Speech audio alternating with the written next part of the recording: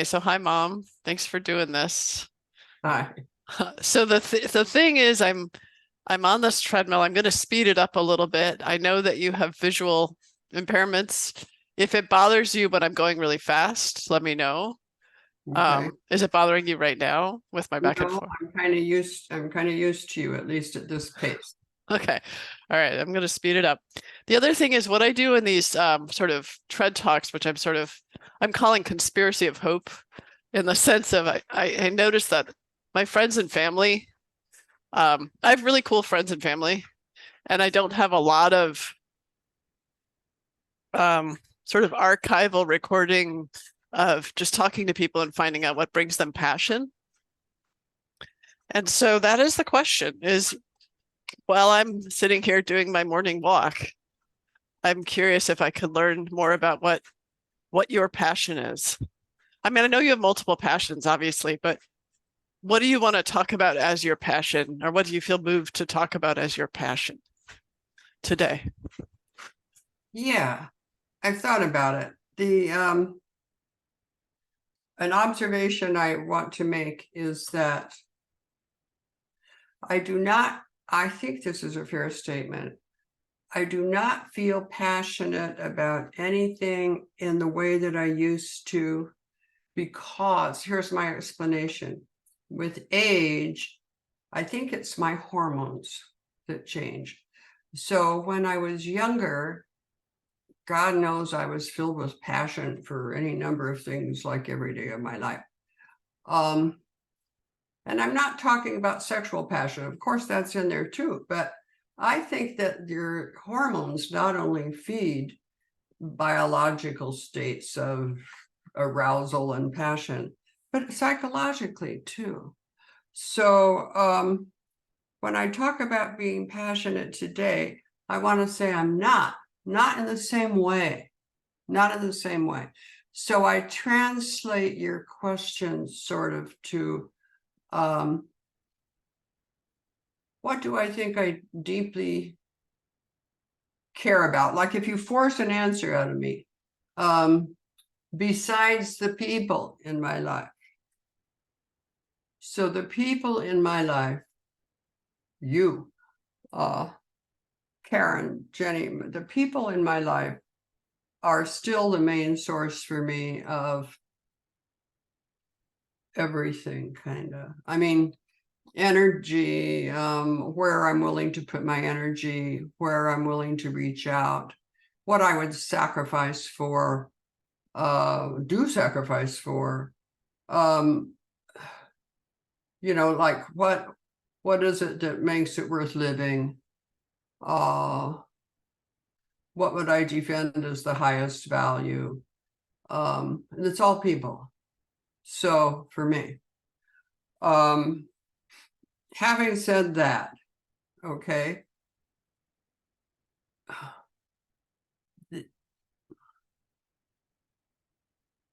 I come up with, and you're going to laugh at this, but I come up with words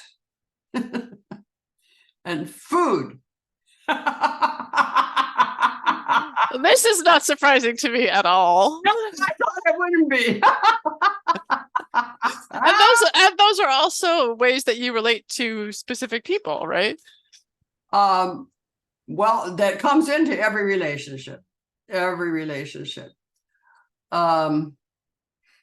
Yeah. Karen sometimes when we're eating, she'll say, "Oh, I worry because the food is so important to you, the quality of the food and the experience of good food. It seems very important to me, and I care about it a lot, and it affects me a lot. I'm still cooking at the level that I can. It matters to me greatly, how things turn out that I cook. I want to please other people, but I want to please myself. I remember when Turk and Marian, when Marian moved into the V, they invited us over for dinner. It was supposed to be they said, oh, they have this chef who is a big North Shore chef, and he cooks for the population, and it's wonderful. And it wasn't. It wasn't. And I wrote a blistering letter to them saying, you have a captive population there. They don't have a fucking choice. Excuse me. I'll try not to swear. They don't have a choice. They're paying for their main meal a day. So they have to choose you. They've got, shame on you for not doing a better job. These are people who are sophisticated about food. These are people who have eaten well, and now they have no choice but to eat what you cook. So to clarify, just so people know, the V is a fancy schmancy retirement community. Top of the line retirement community in this area. And which is a wealthy area. This area is the North Shore of Chicago, and we can't afford to live there. I mean, it's very, you have to be rich to move in there. It's just that if they didn't promise it, if they didn't make it a big point, what are their advertising points? We have this wonderful chef. So it sets up my expectations is what it does. It's exactly like a restaurant where Karen and I I can't even remember the occasion now, but we were supposedly going to I can. Yeah, okay. I've been there on many occasions when we would go into a restaurant, especially as a kid, with Karen and my sister, and we would leave the restaurant before we ate anything. Well, Mom, where do you think that comes from?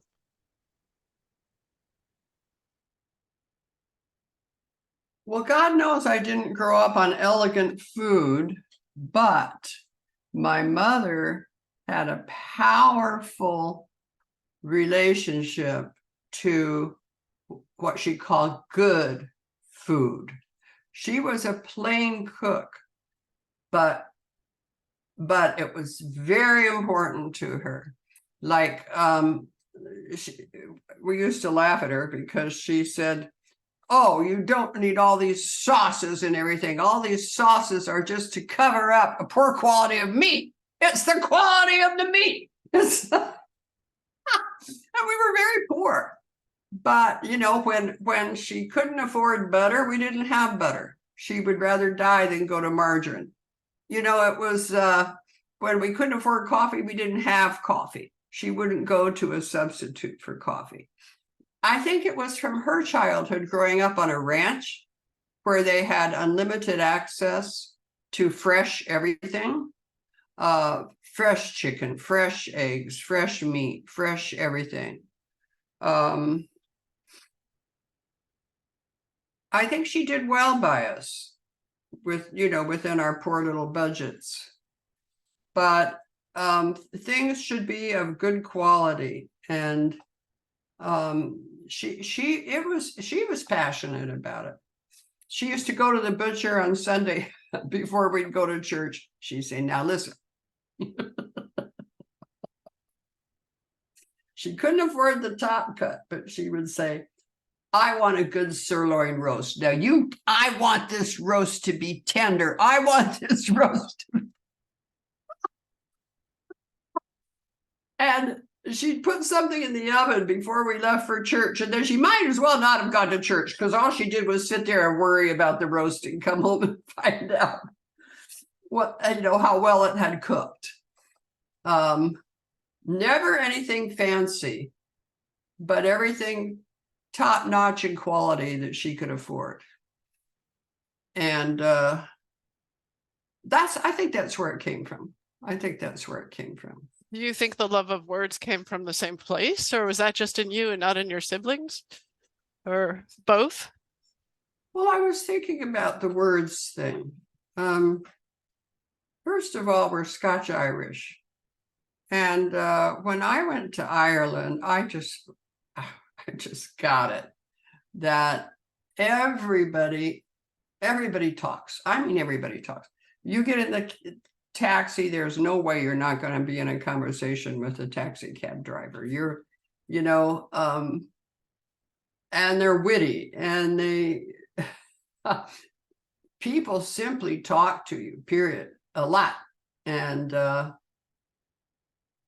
think so there's probably a genetic component here, or whatever you want to call it, cultural maybe. And my mother, in all the years that my father was gone, read the Bible 4 or 5 times. And those words informed her life and kept her alive.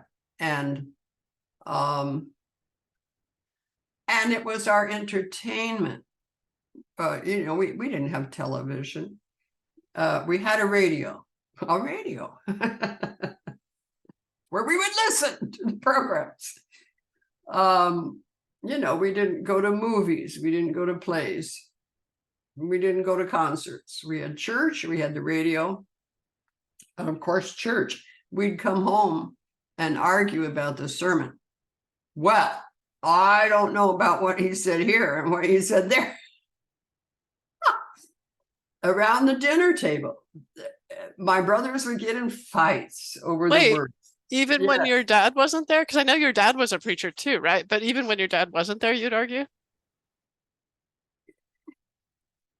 I have to say, I never heard my dad preach. He was a self-styled, he was never ordained that I know. He was a self-styled preacher. My sister Betty used to have to go out with him to play the piano while he would stand on the street corner. It was like the Salvation Army, you know, on a soapbox preaching. I do not know how well my father spoke. Do you think he was mentally ill?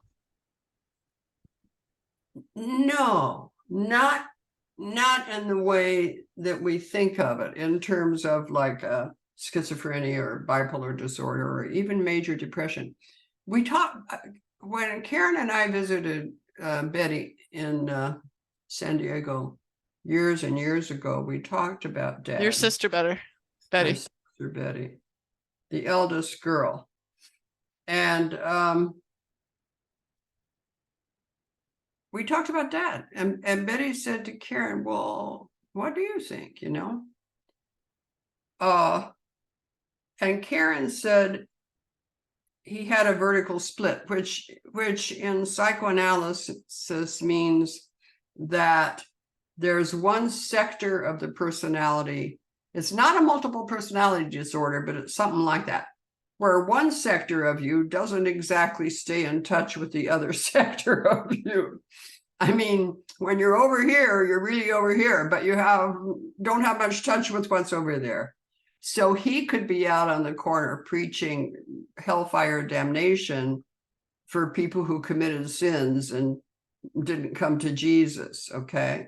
And, you know, he must have been pretty good, because when we came to his funeral, when he was living in the Salvation Army shelter at the end, the manager, the director or whatever, had great admiration for my father. He said he had taught himself to play the guitar and that he was very effective in his, what they would call his testimony. So I think he was probably very authentic when he was talking from that sector of himself. It's just that there was also this other sector. So he could be out there preaching all that stuff and then come in and sexually abuse his daughters and beat his boys half to death. And I mean, you know, it is nuts, but not in a psychotic way. It was a deep character flaw. And so like it's an organized split. Quite organized, yeah. Although he would never, he said to Al, well, Al, my dear brother, background, you know, there were 8 siblings. I was the 7th, 4 girls, 4 boys. Al, the youngest brother, and I were close. We were the closest in age. And Al told me that my father said to him once, Al, I have this thing about women, and maybe you have it too. And Al just flew into a rage, but he had some recognition at that time. God knows, Julia. Maybe now we would call him like an abusive sex addict or something. Yes, maybe. Yeah. You know. Yeah. But we were talking about words, and you were tracing that back to being like going to sermons and criticizing what they said. So the whole family would do this. The whole family talking. That was our deal. We played with words. That was our entertainment. So when my brother Bill started to college, he came home and he entertained us with a word game. And he said, okay, you guys, he loves coffee, but he hates tea. And we're like, what? And then he goes, he loves jam, but he hates toast. What? You know, he loves rice, but he hates fruit. And so we're listening. What the hell is Bill going on about? And gradually, we get that there's a pattern. And our job is to discern the pattern. It was wonderful. It was wonderful. Yeah. Do you think that is what led you to college? That kind of experience? I think Bill's going to college led me to college. And then what really did it was Al, because Al, my dear brother, went to college. And Al, I don't know where he got the guts. All the older kids were so-called gone by now, although none of them sort of made it. So they'd all end up at home for certain periods of time, but they were so-called gone. Al and I and Sharon and Mama were at home. And Al went to Washington High School in San Francisco, which was out of our district. He wasn't supposed to go there. We had to ride 3 buses to get there. I don't know how he found out that it was a good high school. I don't know why he bothered to go. He certainly didn't get good grades when he was there, but he went. And because he went there, I went there. And that was an outstanding experience for me. I ended up being called the outstanding girl of my graduating class. And everybody was part of why I got chosen by the faculty was because I worked in the cafeteria for my lunch. And so they knew how poor I was, but I was getting straight A's and, you know, active in all the school stuff, like all the good girl stuff at school, like honor society and all that stuff. Well, it strikes me that anything that would allow you to stay after school would be a good thing. Yes, right. I was free. At that time, John, my eldest brother, the schizophrenia guy, he was in the hospital, and he was in the hospital for years. So I was kind of free. That was a period of my life where I felt kind of free, and home wasn't so scary. And we had moved into a house from our 3-room apartment. Oh, it was really kind of the happiest time of my youth. And I never had a group of friends. I had a friend, Penny. And I had some girls who kind of liked me because they were very smart, and they, you know, it was like a good girl clique a little bit. I didn't care. I mean, I was pursuing my abilities. And I got an A+ in public speaking at that time. I created a speech about Albert Schweitzer. And I quoted from my favorite book of the Bible, 1 Corinthians 13. Though I speak with the tongues of men and of angels and have not love, I am a sounding brass or a tinkling cymbal. And the class was silent. I mean, I really made an impact. And Mr. Napton was a teacher, and he's the one who came up to me in the hall when I was a senior and I was at school for some reason.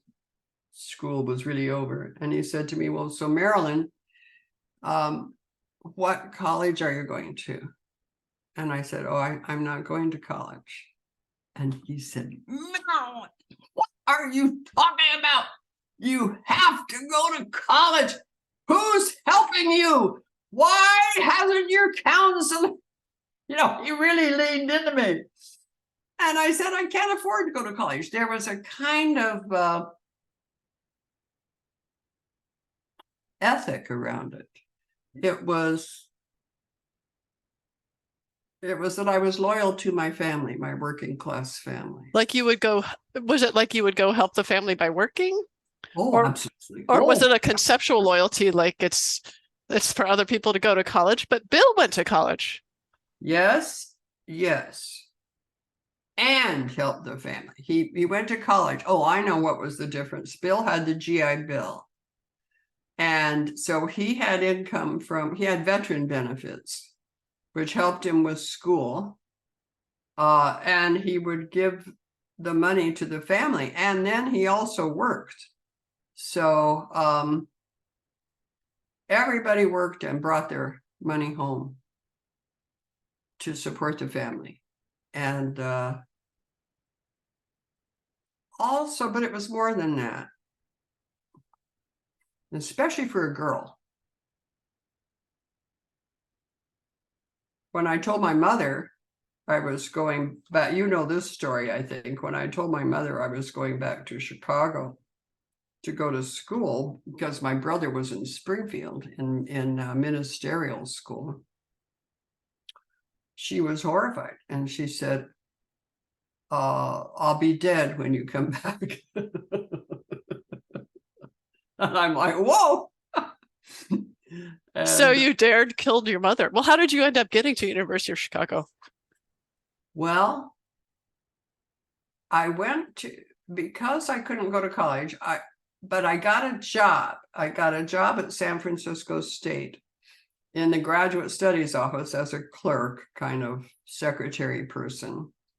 And I took courses on my lunch hour. And one of my instructors, Kirby Miller, said to me,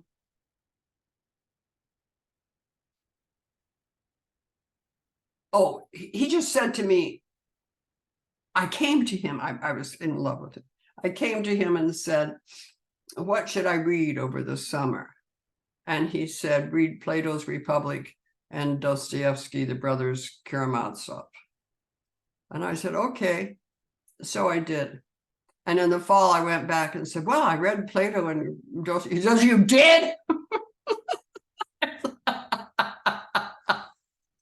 And I said, yes. And he said, come and talk to me about it. So he recognized and nurtured my intellect. And in the graduate studies office, I used to file the catalogs from all the colleges and universities. And I found one from the University of Chicago, about which I knew zilch. But it was Chicago, and my brother was in Springfield, Illinois. And I thought, oh, maybe for some reason, I thought maybe I could go there. And I wrote to the college, and then I told everybody. I told my boss, and he said, you applied to the University of Chicago? And I said, yeah. And he said, I'll write a recommendation. Go to everybody here. They'll write a recommendation. And then I told the people at my church, and at that time, I wanted to be a doctor. I don't know how much I wanted to be a doctor. Oh, it was Kirby Miller. He said, be a doctor because you can be both rich and good. I'm like, okay. So the church took up a collection and said, we're sending you back to be a doctor. That's wonderful. So between that and I applied for a scholarship, I got the scholarship. I applied for an on-campus job. I applied for a loan. I got there. And then I told my mother, she says, I'll die. I came down a couple weeks before I was supposed to go. I came down with a fever of 104 degrees. There was no high blood count. There was nothing going on. I know that it was because of the stress of my mother's forbidding me to do what I felt like I needed to do. And, but bless her heart, so bless her heart, partially, I think, because the church got behind me. Her statement was, a girl should go from her father's house to her husband's house. She was really a 19th century woman in that respect. She did not go for this women having aspirations and stuff, at least on the surface. So she rode back with me. The first week that I was there, I cried. She cried in my arms, leaving me in the dormitory. And here came my dorm mother. Good Lord. Who was a 6 foot tall, wearing camouflage lesbian. I mean, I didn't recognize that then. Who was a social radical. My mother takes one look. And her name was Olive. And she says, we'll take care of her. And they did. And they did. I was 20 and 21 years old by then. So, because I had been working for several years. And the first year I got sick. And I wrote to Kirby Miller and said, I want to go home. And he wrote back and said, of course you want to go home. Come home. Come home. Absolutely. And I thought, well. He knew how to work you. Yeah. And then I came to my advisor. Everybody did. I came to my advisor and he goes, oh, God. He said, aren't you the minister's daughter? I said, yeah. And he says, geez, we thought we'd take a chance on you. Like, what the heck? Give her a shot. But I don't have any money and blah, blah, blah, blah, blah. And he calls up, and I was taking pre-med courses and I was all but failing chemistry. I was getting B's. And he said, oh, you can't tolerate B's, right? But he called a special fund and they found me some money and I changed my major to English literature and got out of that. I took an interest test at the college. And the woman who looked at my test results said, you are in like the first percentile of people who want to be doctors. She said, you like completely lack all of the qualities that you need. You're nothing like a doctor, but go be a doctor. Yeah. So I changed to literature and I was so happy. And then that first summer I went home and I registered how much, according to me, they needed me at home. And I said to my mother, I'm not going back. And my mother said, oh, yes, you are. You started something. You go back and you finish that. Where did she get it? Where did she find that in herself? She saw it in you. She saw how you were.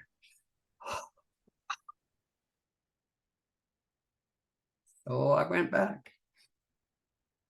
And I graduated Phi Beta Kappa, and then I met your father in my last semester and didn't do so well in my final classes because I was all taken up with that romance.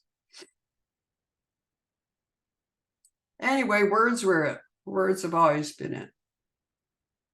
When I would be home on vacation, I would read my mother some of the poetry, and she would, and that's another thing, I had her attention. She would listen intently to the poetry. Say, read me that again.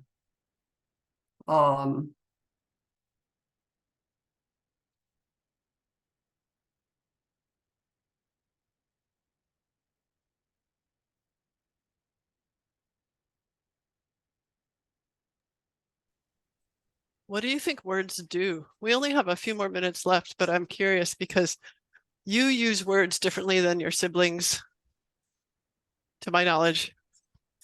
Words do something for you.